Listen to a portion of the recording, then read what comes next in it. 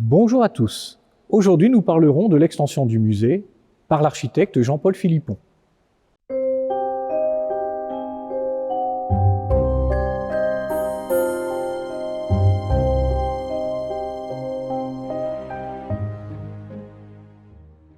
Pourquoi agrandir la piscine?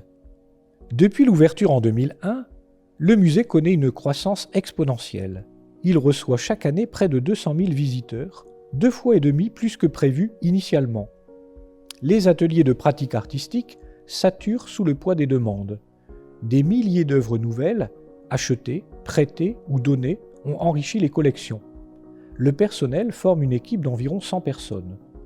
Une réflexion s'engage donc rapidement pour une extension respectueuse du site originel.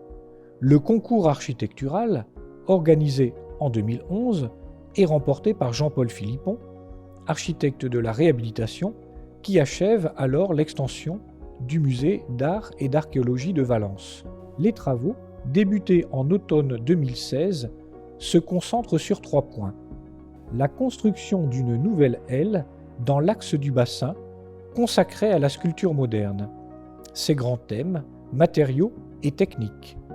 Sa contextualisation historique au XXe siècle est reliée à la reconstitution de l'atelier d'Henri Bouchard, 1875-1960, rare atelier complet d'un sculpteur du XXe siècle, réunissant plus de 1200 pièces. Cette extension comprend également une nouvelle salle d'exposition temporaire de 200 mètres carrés, une vaste salle dédiée à l'histoire politique, sociale, économique, urbaine et culturelle de Roubaix, un patio de sculpture et un espace d'accueil des entreprises près de l'auditorium. Le deuxième axe du projet concerne la réalisation d'une nouvelle galerie contiguë à l'ancienne entrée de la piscine, consacrée au groupe de Roubaix. Désormais, 3 salles présentent en permanence les artistes régionaux, collectionneurs et galéristes qui ouvrent le Nord-Pas-de-Calais à l'art contemporain après 1945. Le troisième volet de l'agrandissement porte sur l'ancien collège Sévigné, jouxtant le musée. Réhabilité, ce groupe scolaire de la fin du XIXe siècle abrite maintenant de nouveaux ateliers de sculpture, céramique, textile et muséographie pour le jeune public.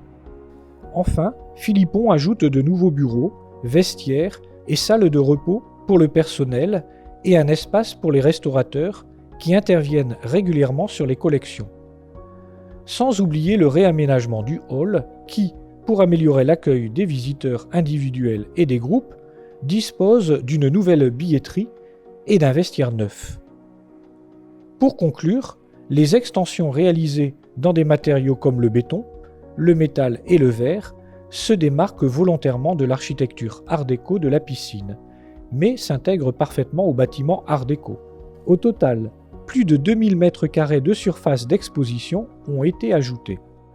Pendant les 16 mois de travaux, le musée est resté ouvert, hormis les 6 derniers mois pour permettre le raccordement des bâtiments et l'installation des nouvelles présentations.